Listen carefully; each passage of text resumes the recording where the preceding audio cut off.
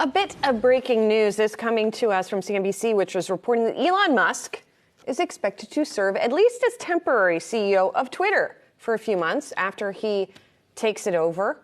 We don't know exactly when the deal is going to close. This is according to CNBC's David Faber. And this as he got some new financing, which we're going to talk about in just a bit. But the stock is up by 2.7%. Great. Good for him. He's putting billions of dollars potentially of his own money and his own net worth on the line. And you would have to think that Elon Musk, who's also been sending rockets up into the sky, building out Tesla, can do a heck of a lot better than the folks over there at Twitter. Something that I was reminded of, yesterday I talked at length with Reid Hoffman, who is friends with Elon Musk.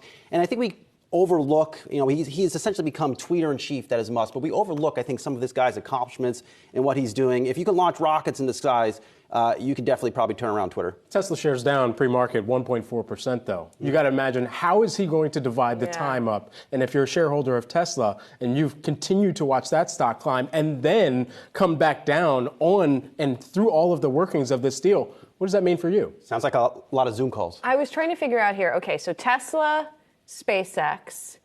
Somebody on Twitter reminded me Neuralink is another of his companies. He does serve as CEO of that. I don't think he's CEO of Boring Company, but I'm not clear. I'm trying to figure it out. It doesn't say on the website. It's a privately traded company.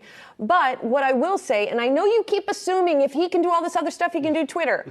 All of those other things are more engineering issues. Twitter is not, maybe it is an engineering issue. Maybe it's a product issue. I don't know. But they're not exactly apples to apples. I don't think, maybe he's going to do fantastically well, but I think that this blanket assumption that anything he touches turns to gold, I don't know if that's true. I see your argument, and I raise you this. This guy co-founded PayPal. He's going back to his roots in software.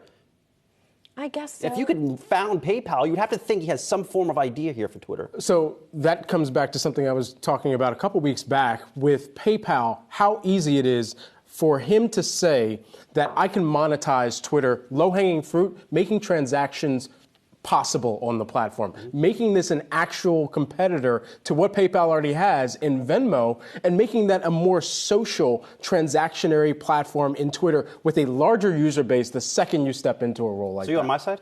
Well, I'm split. Split. Very, it's a toss-up. Very right. Ask me in 5 minutes. Okay. I'll tell you something different. All right, fair enough.